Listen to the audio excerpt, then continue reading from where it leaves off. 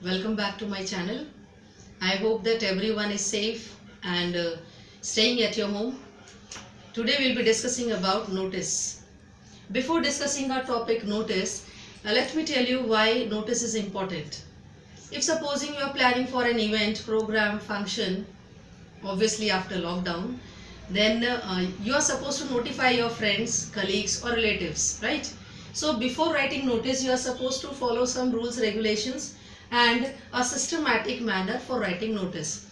Okay, so let's discuss about the notice.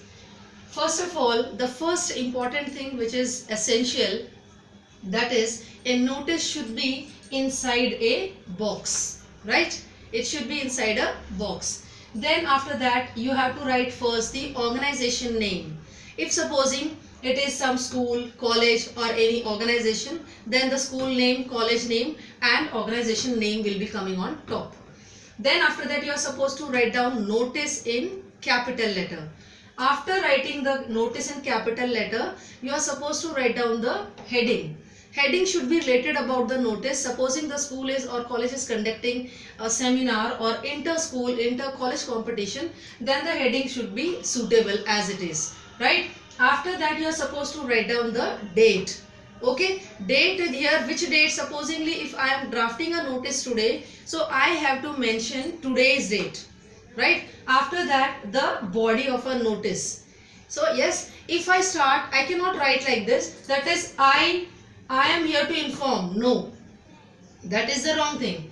I have to start the notice with, this is to inform you that, like that it will start, right? And in the body of the notice you are supposed to include all the important details regarding the event, like date, time and venue. Date here again is not, this date and this date is not same. This is the date when the event is going to take place, right? And time, at what time the function or the event will be taking place. After that the venue means the place where the event, program or the function is to be held. Then after this, designation here means post, right? Post means, if supposing if this notice is some school is telling to write, then here designation will be the post, that is principal, right? Or any official officer's designation will be there. Then the name of a person, that is the officer or the principal's name will be coming here, right? Then after the principal name, then the signature will be there.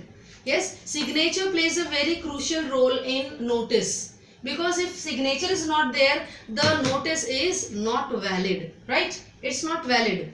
Now certain more rules are there which are important while drafting the notice. First one is, it should not exceed 50 word limit.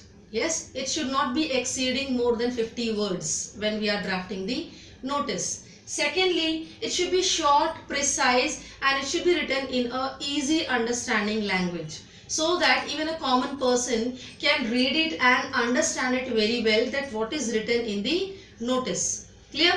Then it is very important to follow the rule and regulation in a proper pattern and in a systematic way.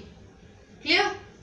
This is important from the examination point of view also for higher classes, and as well as for the common person also. This drafting notice knowledge and rule regulation systematically should be followed by everyone, right? And in the next video I'll be discussing about notice example we will be discussing. Today that's it for the video. Thank you for watching my video. If you like this video, please like, share and subscribe my channel. Thank you viewers.